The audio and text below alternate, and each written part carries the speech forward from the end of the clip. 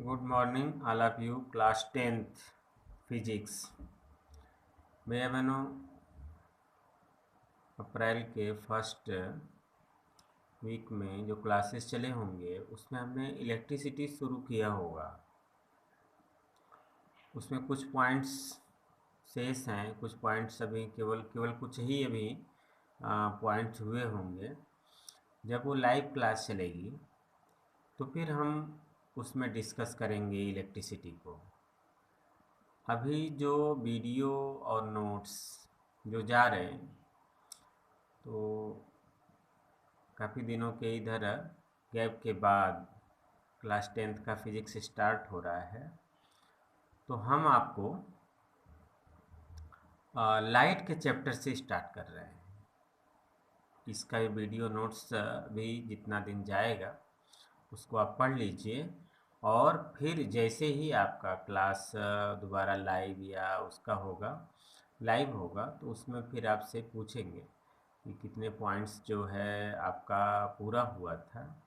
उसी के अकॉर्डिंग फिर हम लोग आगे शुरू करेंगे। तो उसमें कोई दिक्कत नहीं। आपका इलेक्ट्रिसिटी, मैग्नेटिज्म, लाइट और कलरफुल वर्ड और प्रेज, इतना ही केवल आपको पढ़ने हैं फिज़िक्स में। तो ये जो है अभी हम लाइट का चैप्टर स्टार्ट कर रहे हैं पार्ट फर्स्ट में।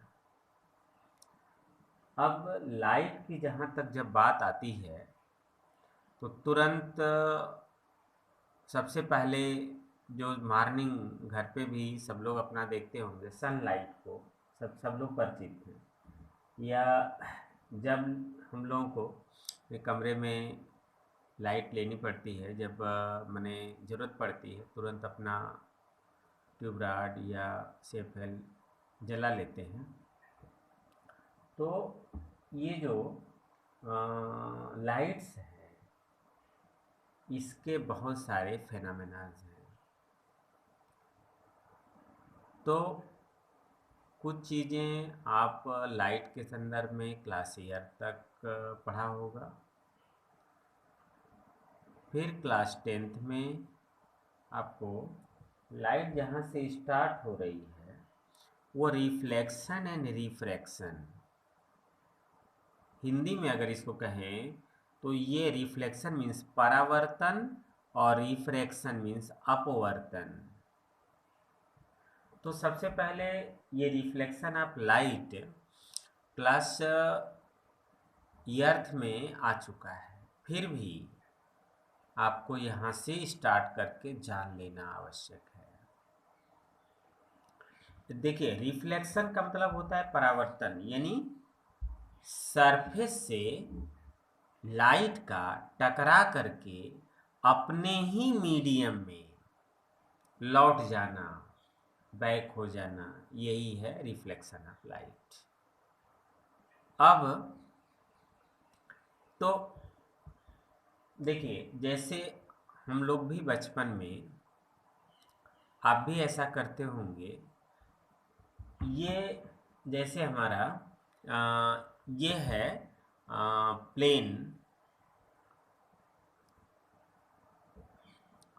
ये प्लेन सरफेस है। एक हमने रखा हुआ है मिरर, प्लेन मिरर जो घर में यूज किया जाता है। इस मिरर का यूज जो है हम लोग कैसे करते हैं कि जब हमें चेहरा अपना देखना होता है, या जब हम लोग कुछ खेल करते थे, तो लाइट की तरफ इसको लेकर के, लाइट की फोकस की तरफ खड़े होकर के जिधर थोड़ा अंधेरा होता था उधर हम लोग चमकाते थे, तो उस तरफ उसकी इमेज बनती थी, यानी वो फोकस उधर जाता था। जो लाइट इस तरफ आती थी, हम लोग उसका डायरेक्शन घुमा देते थे। घड़ी से भी कुछ लोग इस तरह से अपना, माने कहीं जब लाइट आती है दूसरे तरफ उसका किसी की आंख पर जो है माने चमका देते हैं। क्या होता है, अब उसको लोग केवल तो खेल करते थे, लेकिन ये सीधा सीधा है कि एक मीडियम, देखिए बात हम जब मीडियम की कर रहे हैं तो वो एयर मीडियम, बाहर से अगर लाइट, अगर सनलाइट अगर आती है हमारे तक, तो मीडियम बीच में क्या है, सब एयर है, एयर मीडियम है। तो when a light travelling in one medium fall on the surface, any surface, the incident light is turn, incident का मतलब है आने वाली लाइट, टर्न बैक, लौटती है इनटू द फर्स्ट मीडियम, अपने मीडियम में, यानी पहले मीडियम में लौट जाती है। This is called reflection of light. इसको ये समझिए आप फिगर से, फिगर आपके बुक में नहीं दिया हुआ है। ये मान लीजिए हमारा जो हमने आपको दिखाया घर का मिरर है, ये प्लेन मिरर बोलते हैं इसको। तो ये एक प्लेन सरफेस है, इस पे ये हमने एरो, देखिए लाइट के चैप्टर में सबसे इम्पॉर्टेंट है एरो, आने वाली जाने वाली। तो इसको बोलते हैं माने ये इंसिडेंट लाइट रे,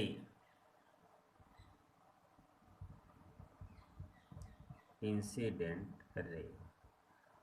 और ये है जो यहाँ से जा रही है, इसको बोलते हैं रिफ्लेक्टेड, टकरा करके जब ये अपने मीडियम में लौटी है तो ये है reflected ray. Okay, incident ray और रिफ्लेक्टेड रे। देखिए ये एरो जरूर यही दर्शाता है कि ये आ रही है, यहाँ टकराई इस पॉइंट पर और यहाँ से जा रही है। और एक 90 डिग्री पर दोनों के बीच में हम ये नॉर्मल ड्रॉ करते हैं, इसी जो जहाँ पर हमारा जिस पॉइंट पर इंसिडेंट रे और रिफ्लेक्टेड रे जहाँ मिलती है वहाँ नॉर्मल यानी 90 डिग्री पर, इस मिरर से 90 डिग्री, ध्यान रखिएगा, ये प्लेन सरफेस से ये 90 डिग्री है। तो एंगल बिटवीन, ध्यान रखिएगा, angle between incident ray and normal is called incident angle. ये आई जो सिंबल है, this means is incident angle. And angle between normal and reflected ray is called reflected angle, R. तो first law, ये जो माने reflection of light का law है, ये आपको 9th में ही बताया, सॉरी 8th में बताया गया है। तो ये पहला ये लॉ है कि angle of incidence is equal to angle of reflection is equal to angle of reflection. ये है हमारा फर्स्ट लॉ। सेकेंड, ये तीनों को आप मिला दीजिए, incident ray, normal and reflected ray lie on the same plane. देखिए ये हमारे एक ही सभी प्लेन पर है, प्लेन, तो एक ही ये प्लेन सरफेस है, तो ये जो है lie on the same plane, ये सभी एक प्लेन पर है। ये सेकेंड है। तो सबसे पहले एकाध नंबर का इस पे कुछ क्वेश्चंस आते हैं छोटे छोटे, कि अगर ये माने एंगल ऑफ इंसिडेंट अगर 40 डिग्री का है तो एंगल ऑफ रिफ्लेक्शन कितना होगा, तो तुरंत 40 डिग्री, दोनों सेम इक्वल है।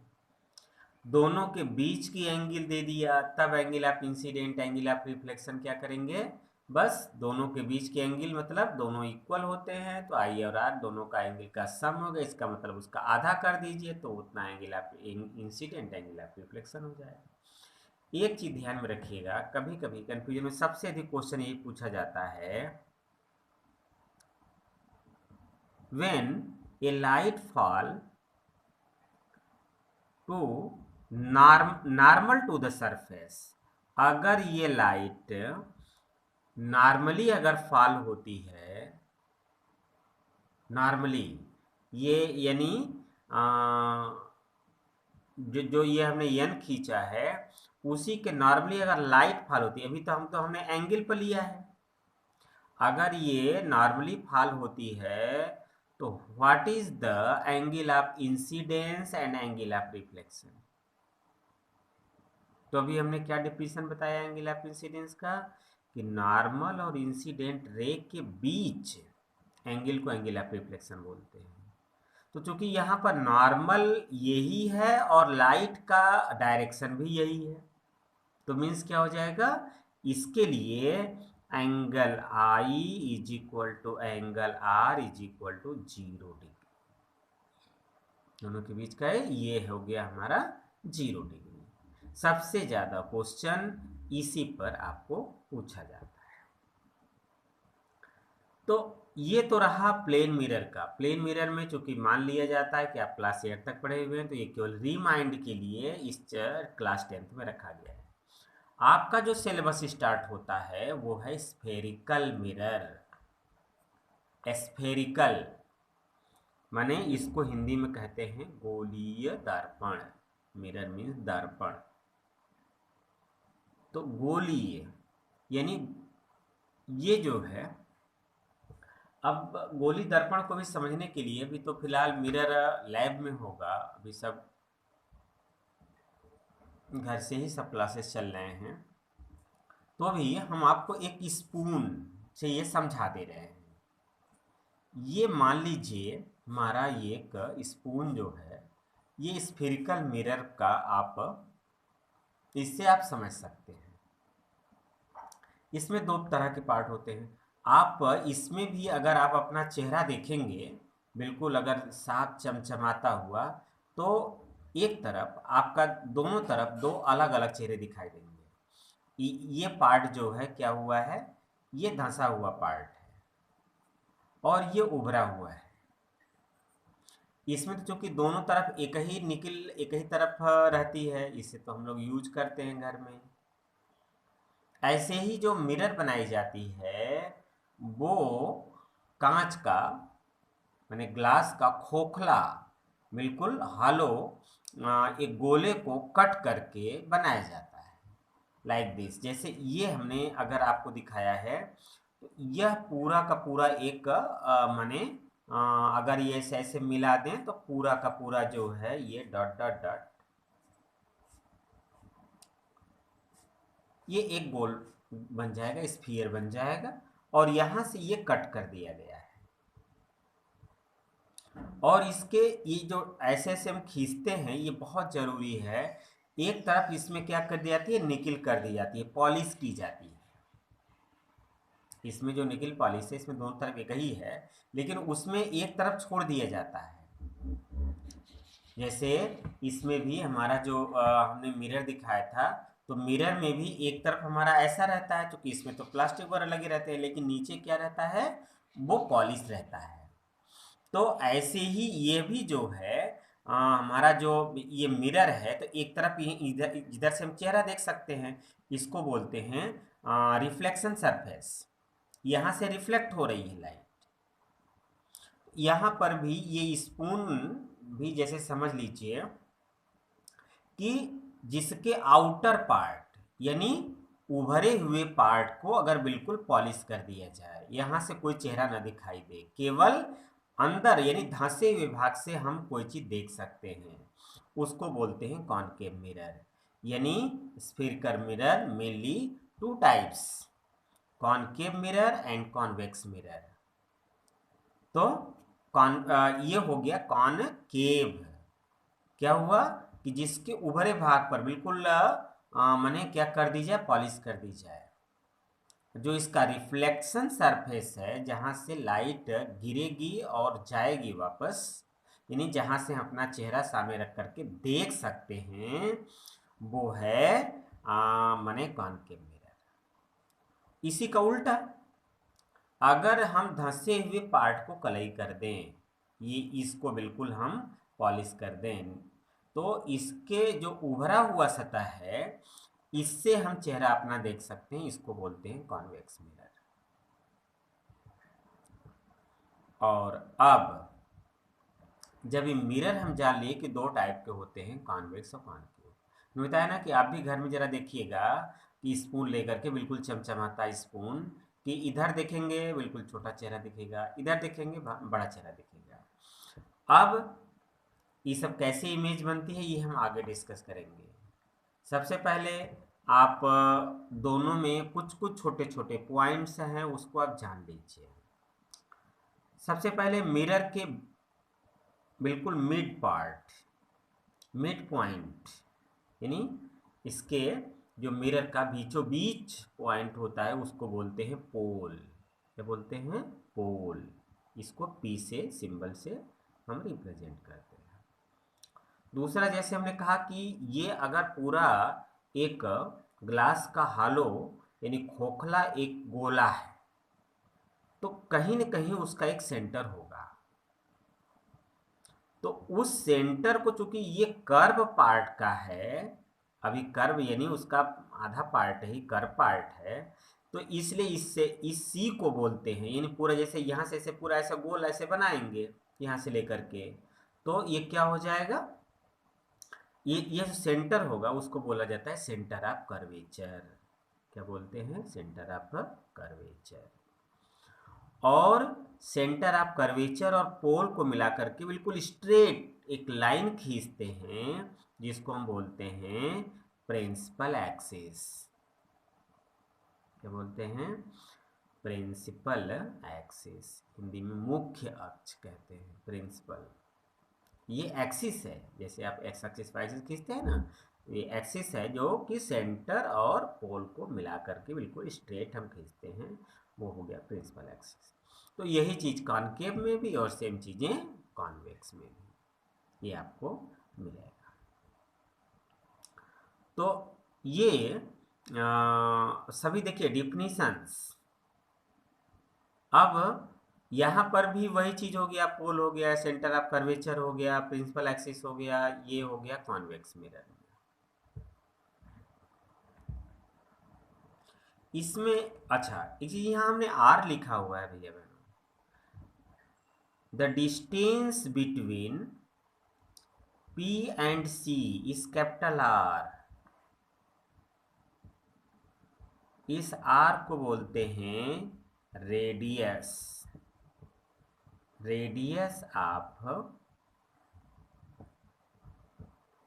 कर्वेचर। ये रेडियस ऑफ कर्वेचर है, कैपिटल आर। ठीक है, तो ध्यान रखिए, क्योंकि रेडियस यहाँ पर भी वैसे अगर एक खोखला गोला होता तो भी आप एक रेडियस उसको बोलते, क्योंकि ये कर्व का रेडियस है इसलिए इसको बोलते हैं रेडियस ऑफ कर्वेचर। एकदम उसी से रिलेट करके डिफिनीशन बन गया है। तो इसमें डिफिनीशन रटने की जरूरत नहीं होती है, फिगर से आपको समझ लेना है। यही बार बार आएगा इमेज बनाते समय।